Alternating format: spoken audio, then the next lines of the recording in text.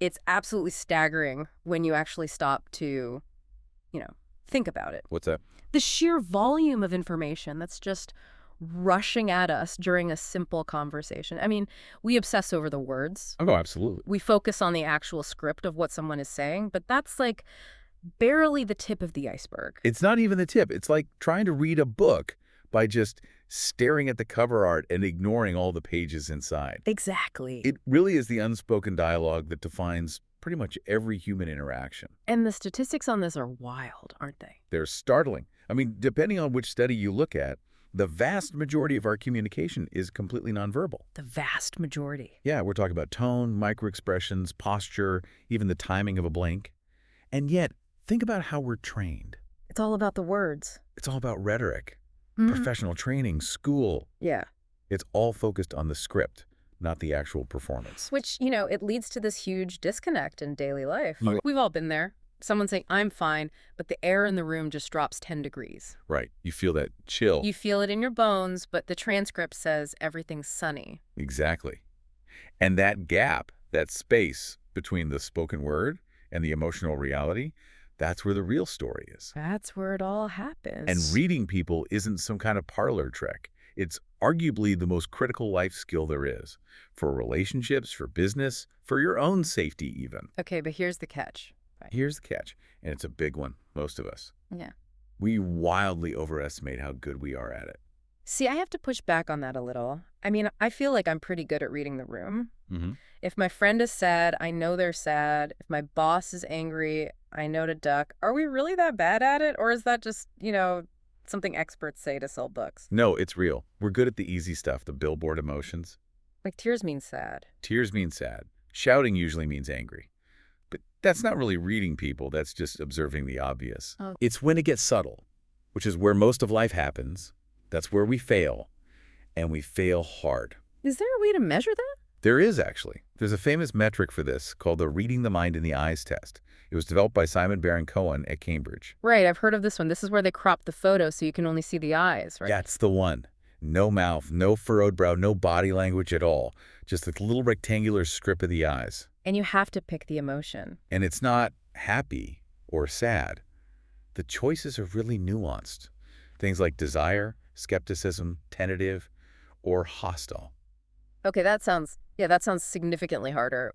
Without the mouth, I feel like I'd just be guessing half the time. It is much, much Yeah. harder. And the results are humbling, to say the least. What's an average score? For a neurotypical adult, it's usually around 26 out of 36. So you get 10 wrong. You get it wrong nearly 30% of the time. And remember, that's in a test condition. Then you're focused. When you are trying, you're focusing entirely on the task.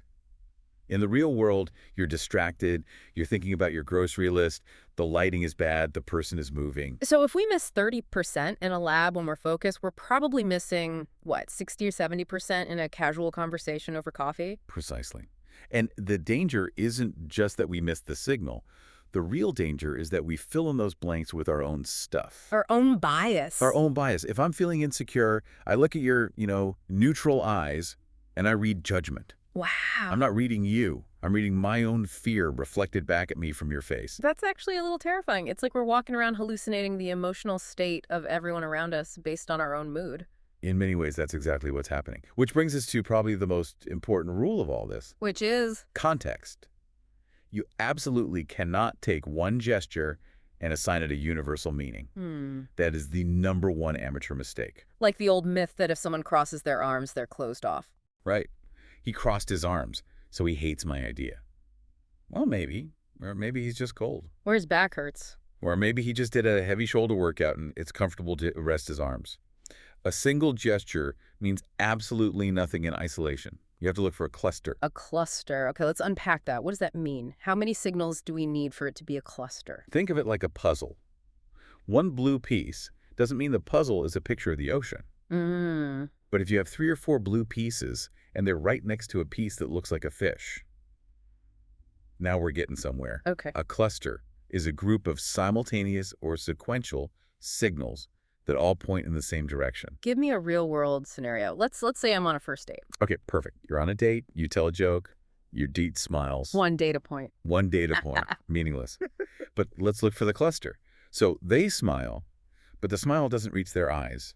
There are no crow's feet, The fake smile. the polite smile. Ah. And at the same time, their torso shifts just slightly away from you, maybe angled toward the door. Oh. And then you glance down and their feet are pointed at the exit. Now you have a cluster. Fake smile, distancing torso, exiting feet. You got it. That is a very clear, I want to get out of here cluster. It's unmistakable. But you wouldn't know that if you just looked at the smile. And paired with the cluster is the other key concept, the baseline. The baseline. You cannot identify a deviation if you don't know what normal looks like for that specific person. This is like calibrating the instrument before you use it. Exactly, yes. Yes. If you meet someone who is naturally fidgety, very high energy, speaks really quickly. Like a caffeinated tech entrepreneur. Perfect example. You can't read their fidgeting as a sign of anxiety or lying. Mm-hmm. That's just their baseline. That's their normal. Okay. You have to establish what they look like when they are comfortable and truthful first.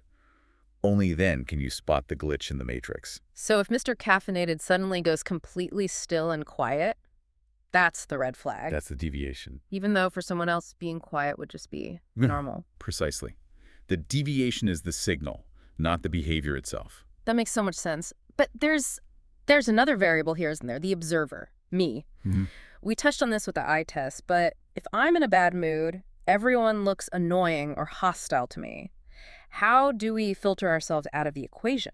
That is the foundation of the whole enterprise. It's all about self-reflection. Mm. You are the lens through which you are viewing all of this. And if your lens is cracked or dirty or, tinted red, everything you see is going to be distorted. So I have to clean my own lens first. You have to understand your own biases, your values, your unconscious drives.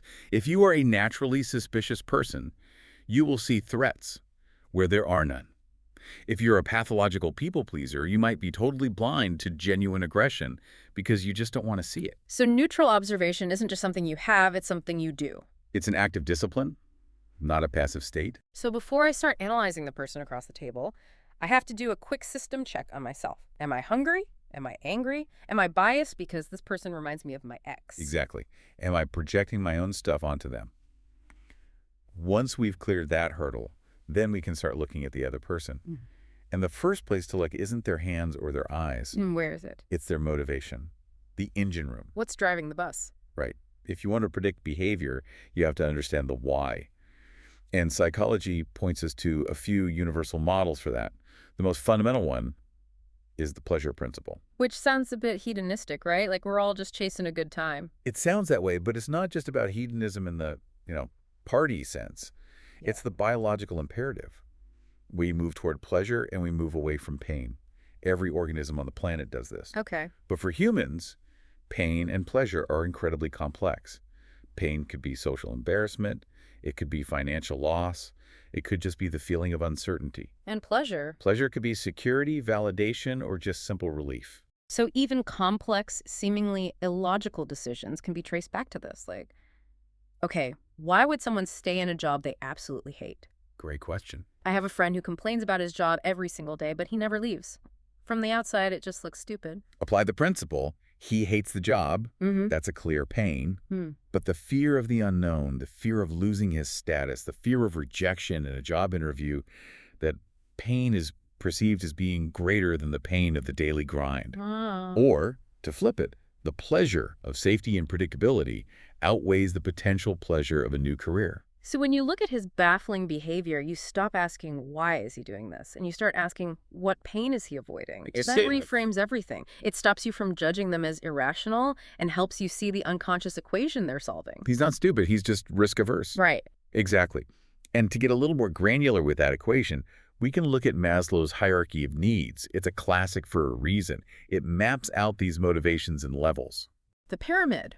We've all seen it in school. You've got physiological needs at the bottom, food, water, shelter, then safety, then love and belonging, self-esteem, and at the very top, self-actualization. Right. And here's how you use it to read people in real time.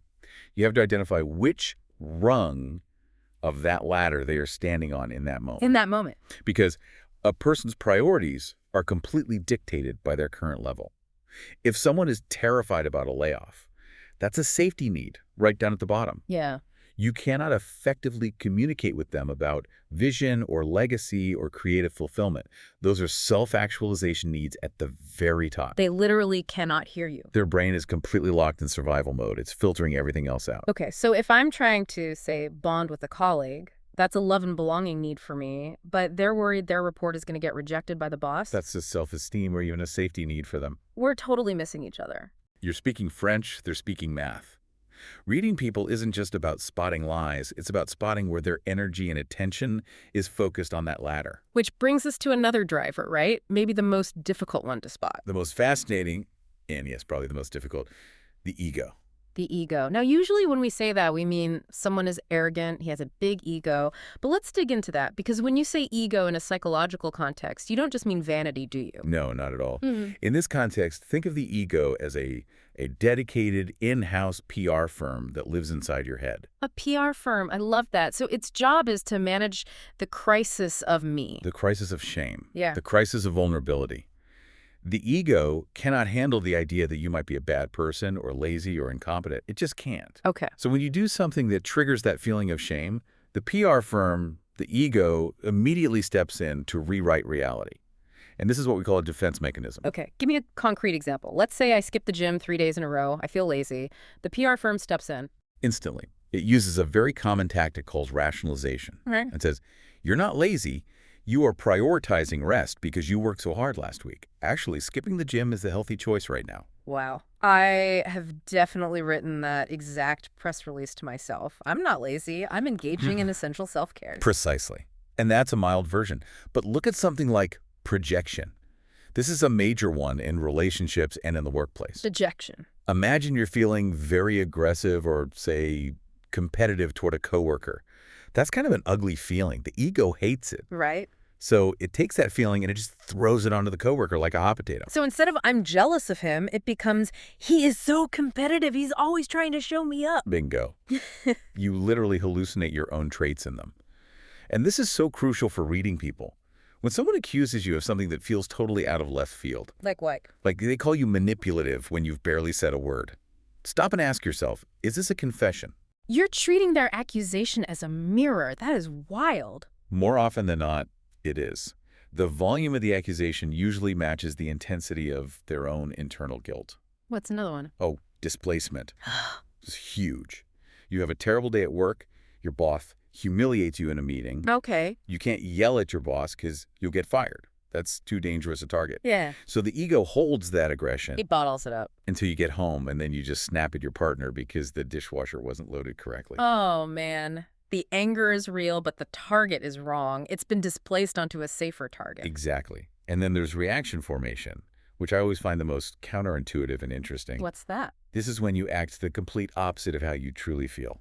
Because the true feeling is unacceptable to your ego. Like the Yeah. classic schoolboy pulling the pigtails of the girl he actually has a crush on. That is the textbook example.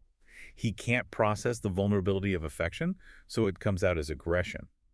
In adults, it often looks like being overly polite and sickly sweet to someone you actually disguise. So if someone is being performatively nice-like, way too nice, it might actually be a cover for hostility. It's a red flag. It's a signal that warrants a closer look at the whole cluster of behaviors. And why does recognizing these defenses matter so much? Because when you recognize them, you stop reacting to the surface behavior and you start responding to the fear behind it. If someone is rationalizing, they are afraid of being wrong. If they are projecting, they are afraid of their own flaws. It allows you to have empathy rather than just getting angry. It effectively turns you from an opponent in the conversation into an observer of it. You've got it. Okay, so those are the internal drivers, the engine room. Now let's talk about the external leakage, the stuff we can actually see. Body language and the face. Right. This is where we get into the physiology of expression. And the first thing to do is distinguish between voluntary and involuntary signals. Okay. Voluntary is what I want to show you. Ugh. I smile because I want you to think I'm friendly. Involuntary is what leaks out because I just can't stop it. And this is where we get into micro versus macro expressions. Exactly. Macro expressions are the billboards. They're big, they last for a few seconds, and they are very easy to fake. Anyone can plaster a smile on their face for a photo, Right. but micro expressions are. They're just flashes. We're talking fractions of a second. You're fat. They happen before the conscious brain can even intervene to stop them. Paul Ekman's work on this is seminal. He identified the universal 6 emotions: Happiness, sadness. happiness, sadness, fear, anger, surprise, and disgust. And they seem to be biologically hardwired across all human cultures. And you can't fake a microexpression. It's incredibly difficult. If you are truly furious but you're trying to smile for your boss, you might see this flash of the lips narrowing or the eyebrows pulling down for just like 125th of a second. Wow. Before the polite smile mask slides into place. That flash is the truth. The mask is the performance. But spotting something that fast seems like a superpower. Do I need to record all my meetings and play them back in slow motion? It definitely takes training. But you can start by looking for larger forms of leakage in the body. The general rule of thumb regarding space is very helpful here. What's that? Expansion versus contraction. This is the idea that confidence takes up more room. Yes, it's totally primal. When we feel safe, confident, dominant, we expand. We uncross our arms, we lean back, we spread our legs, we claim territory. Think of a CEO at the head of a boardroom table. Sprawled out. Exactly. But when we feel anxious or threatened or disdainful, we try to make ourselves smaller. We shrink. We cross our arms and legs not just for comfort, but as a primitive way to protect our vital organs. We hunch over. We pull our limbs in. It's a turtle response. So if I'm pitching an idea to someone and they start slowly shrinking into their chair and crossing everything, I'm probably losing them. You are likely triggering a defensive response or some kind of discomfort, yes. But again, Check the baseline. check the baseline and check the thermostat. Maybe the room is just freezing cold. Right, context. Always check the AC. Now, what about the voice? We often forget that the voice is a physical instrument. The voice is a massive betrayer of secrets. Yeah. We should really treat it like a limb of the body. You want to look for what's called the incongruent signal. The glitch. The glitch in the matrix we talked about.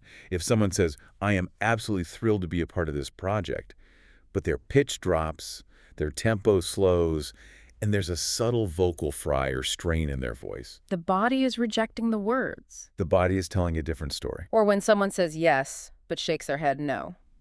I see that one all the time. A classic. Yeah. The body is honest even when the mouth is lying.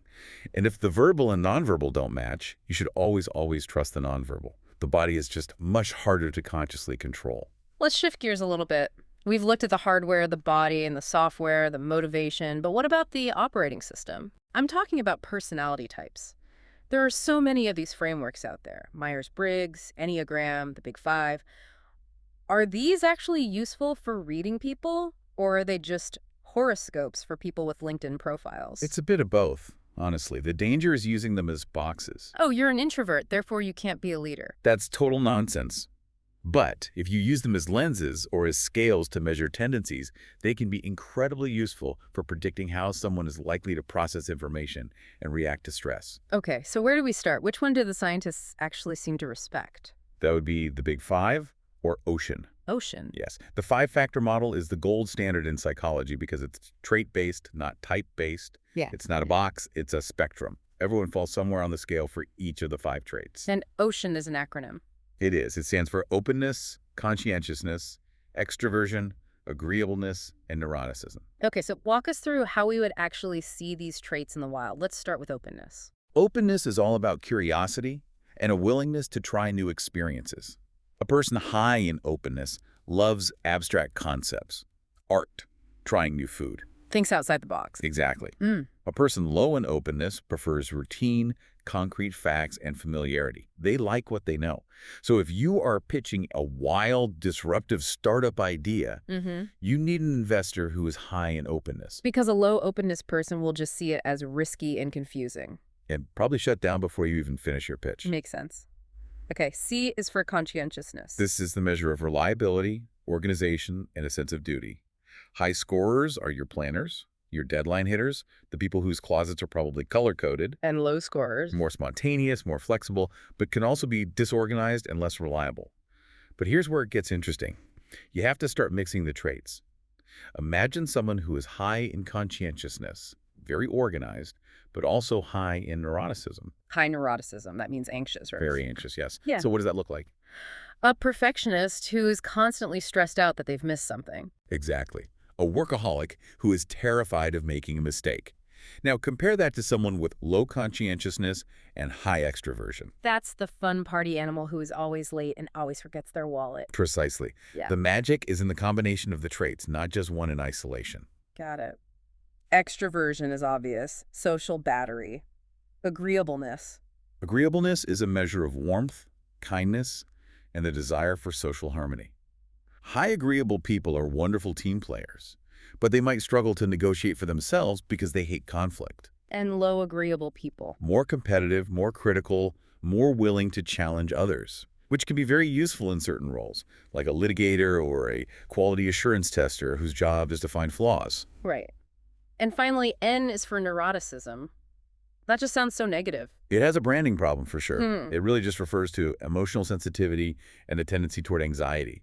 High neuroticism means you feel stress and negative emotions more acutely.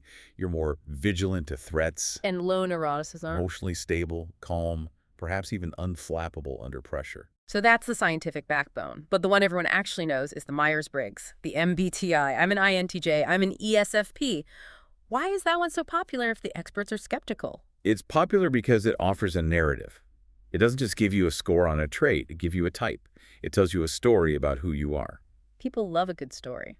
People love a good story. The criticism is valid. It relies on these binary choices. You're either an E or an I, whereas most people are somewhere in the middle. And your results can change depending on your mood. But the axes it uses are still useful for reading people quickly. Break down the axis for us. Okay, you have introverted versus extroverted, where you get your energy. Then you have intuitive versus sensing. This one is huge for communication styles. How so? Intuitives, the Ns, they look at the big picture, the patterns, the future possibilities. Sensors, the S's, they look at the details, the data, the here and now facts. I feel like this causes 90% of all workplace arguments. It causes endless friction. If an intuitive boss asks for a report, and a sensor employee gives them a spreadsheet with 4,000 rows of raw data, but no summary. The boss gets frustrated. Just give me the bottom line. I don't have time for this. Right. But the employee's thinking, I gave you all the facts. What more do you want? Why are you mad? They are speaking completely different languages. Then you have thinking versus feeling, how you make decisions, logic versus values, and judging versus perceiving how you organize your life, structure versus spontaneity. Yeah, exactly. And Kiersey took these and simplified them even further into 4 temperaments, which I find very practical for a quick assessment. What are they? You have the guardians, who are reliable and traditional, the artisans, who are action-oriented and present-focused, the idealists, focused on growth and meaning, and the rationals, focused on logic and competence. And there's a stat about this, isn't there, that guardians and artisans make up, like, most of the population? Roughly, yes. Together, they make up something like 80% of the population, which means most people you meet are likely focused on either maintaining stability and tradition, that's the guardians, or solving immediate practical problems, the artisans. So the abstract conceptualizers, the idealists and rationals are a tiny minority. A small minority. So if you walk into a room and start talking about abstract philosophy or long-term theoretical models, you might lose 80% of the room right off the bat. Good to know. And then we have the Enneagram, which feels deeper somehow. People get really intense about their Enneagram number. The Enneagram is powerful because it's not about behavior. It's about motivation and fear. Okay. It has 9 types: the reformer, the helper, the achiever, and so on. But what it really tells you is what that person is fundamentally running from. Running from. A type 3, the achiever, is terrified of being worthless or seen as a failure, so they work themselves to death to prove their value. A type 9, the peacemaker, is terrified of conflict and fragmentation, so they merge with others and lose themselves to keep the peace. Which brings us right back to that idea of empathy. It's not just, oh, they're a workaholic. It's, oh, they're desperately trying to prove they exist. Precisely. When you know someone's Enneagram type, you know their deepest insecurity, and you can tread carefully and kindly around it. Okay, let's get to the part everyone really wants to know about. Deception. Lie detection. We've all watched the crime dramas. We think we can spot a liar because they, look to the left or touch their nose. What is the actual truth about deception? The truth is that the Pinocchio effect doesn't exist. There is no single universal sign like a growing nose that proves someone is lying. Okay. And the biggest hurdle to catching a liar is actually us. Self-deception again. We keep coming back to this. We do. We have something called a truth bias. Wow. We are hardwired to want to believe people. It's what socially greases the wheels. If I asked you, how was your weekend? And I had to fact-check your answer every single time, society would just collapse. It's inefficient to be suspicious all the time. Exactly. Well, we also have this belief that we shouldn't be lied to, so we tend to assume we aren't being lied to. So how do we break through that bias? You have to understand the basic mechanism of lying. Lying is cognitively expensive. It is hard work for the human brain. It's like, think of it like a computer. If I'm running a really heavy video editing program, and then I try to open a huge spreadsheet at the same time, the computer lags. The fan spins up. That is a perfect analogy. When someone tells a lie, their brain is running at 99% CPU usage. What's it doing? It has to invent a false reality. It has to keep that false reality consistent with what the listener already knows. It has to actively suppress the true memory, which is fighting to get out. And on top of all that, it has to monitor your face to see if you believe the lie. That is a massive amount of cognitive load. It's huge. It's like running a high-end video game on a really old laptop. The fan starts spinning, the system starts to lag and slow down. So where do we spot the lag? What starts to break down? You look for the systems that shut down to save power. And usually, the first thing to go is complex movement. What do you mean? We naturally talk. With our hands, gesturing helps us think and retrieve words. But a liar often goes rigid. They stop fidgeting. They stop gesturing. They literally lock up because their brain doesn't have the bandwidth to animate their body and invent the story at the same time. That's so counterintuitive. We always think liars are nervous and twitchy. You're saying they might actually turn into statues. Often, yes. It's a version of the freeze response. Yeah. Or to look at the eyes, not which way they look, but the blink rate. Sometimes people will blink less while they're concentrating hard on telling the lie. The stare. Right. And then immediately after the lie is told, they'll do this rapid-fire series of blinks as the brain finally releases that cognitive load. And what about pupils? They dilate when the brain is working hard, right? Yes, though you have to be careful because lighting conditions affect that too. But speech disturbances are a major clue. Like what? Slips of the tongue, hesitation, using fewer unique words, repeating the question back to you to buy time. Did I steal the money? You're asking me if I stole the money. Exactly. That's a stall tactic while the brain is trying to render the lie. So instead of just watching them like a hawk, can we do anything to make it harder for them? Can we actively test them? Absolutely. This is when you move from passive observation to what's called strategic conversation. Okay. Your goal is to increase their cognitive load until the system crashes. Throw more apps open on their computer. You've got it. Ask open-ended questions that require a lot of detail. Tell me everything that happened from the moment you arrived at the party. A rehearsed lie usually has a rigid script. A to B to C. Chronological and rigid. Now, if you ask them to tell the story in reverse order, Oh, that's smart. a truthful person can do it. It's not easy. But they're accessing real memory, like a movie. They can just rewind the tape. A liar often fails completely because they've only memorized a script that goes A to B to C. They can't go C to B to A without stumbling all over the place. That is brilliant. Or asking a completely unexpected question. Yes, if they have this perfectly rehearsed alibi for where they were, don't ask about the alibi.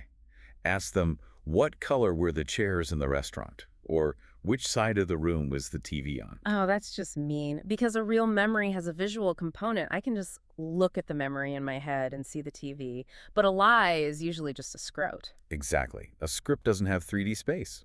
If they're lying, they have to pause to invent the location of the TV. That pause, Yeah. that's the lag. That's your red flag. And you're also checking for emotional consistency, too. Of course. Does the emotion match the timeline of the story? If someone says, I was terrified when I was attacked by the dog, but they smile while they're saying it. Which is something called duping delight, right? Duping delight, yes. Or if they show fear before they even mention the dog in the story. Something is off with the timing. The emotion isn't synced with the content. This all sounds like it requires a ton of practice, but Yeah. there's another way to read people that happens almost instantly.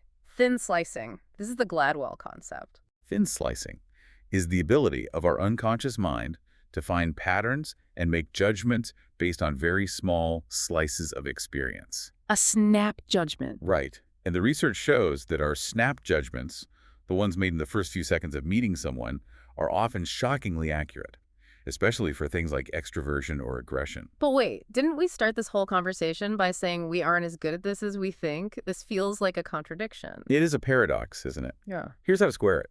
Our intuition is often good, but our conscious analysis then talks us out of it. Or our biases corrupt that initial intuition. So what's the trick? The trick is to trust the initial gut ping, that feeling of, this person feels dangerous, or I can trust this person, but then immediately start to verify it with deliberate observation. Don't act on the slice, but investigate the slice. Okay, let's look at some other data sources we can use for this. What about language itself? Not just body language, but actual word choice. Oh, linguistic cues are fascinating. For example, pronoun usage. How so? People who are telling the truth or are confident in what they're saying tend to use I statements. They take ownership. I did this. Liars, or people who are trying to distance themselves from an act, often drop the pronoun entirely or switch to the passive voice. Mistakes were made. Mistakes were made instead of I made a mistake. Or they'll use we to dilute responsibility. And what about in texts or emails where we don't have tone of voice? Look at the emotional charge of the words. If someone uses overly negative or aggressive language in a totally benign context, like complaining viciously about a minor delay, that's a thin slice of their overall mental state. It suggests that low self-esteem or high neuroticism is leaking out. And we can also read their environment, environmental profiling. If I walk into someone's office or home, what is the room telling me about them? Your environment is an extension of your mind. It really is. Look at open versus closed. What does that mean? Is the furniture arranged to welcome people in? Are the chairs in open circles? Or is the desk facing the door like a barricade, with the guest chairs pushed far away? That speaks volumes about sociability and trust. And the classic messy versus clean. It's not just messy versus clean. It's a good indicator of conscientiousness. A highly organized space suggests high conscientiousness. But also, look for what is missing. What's not there? A room with absolutely no personal items, no photos, no books, no knickknacks, might suggest a transient mindset, a desire to keep work and self-feeling completely separate, or maybe even a lack of emotional attachment. What about identity claims, like photos of their family or awards on the wall? Those are deliberate signals. They are either regulating their own emotions, I look at this photo of my family to feel safe, or they're broadcasting their status. I hang this diploma on the wall to show you that I'm smart. And in the modern world, we have the digital footprint, social media. It's a gold mine, but you have to be careful because it's so heavily curated. However, patterns still emerge. Like what? People who post a lot of positive social photos with lots of people in them tend to score higher on extroversion and agreeableness. Interestingly, people who post more neutral photos, objects, landscapes, artistic shots without people in them, often score higher on openness for aesthetic appreciation or sometimes on neuroticism because they're avoiding self-display. So we have all these passive tools, observation, environment, linguistics, but sometimes you just want to get the truth out of someone directly. We talked about strategic questioning for lies, but what about just finding out who someone really is? You called this active extraction. Yes. And the most powerful tool here is the hypothetical question. Why hypotheticals? Because they completely bypass the ego's defenses.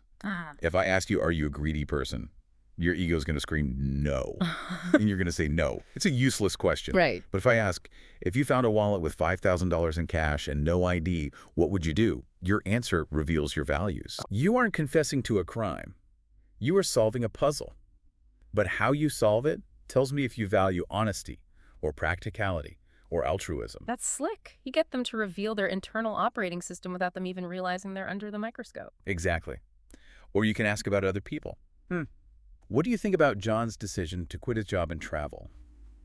Their answer often reveals their own fears and desires. I think he was brave. Tells me they value courage or freedom. And I think he was reckless. Tells me they value safety and security. It all comes back to that projection we talked about right at the beginning. He does. Everything is connected. So bringing all this together, we've covered a massive amount of ground here. Motivation, the ego, body language, personality, deception, environment.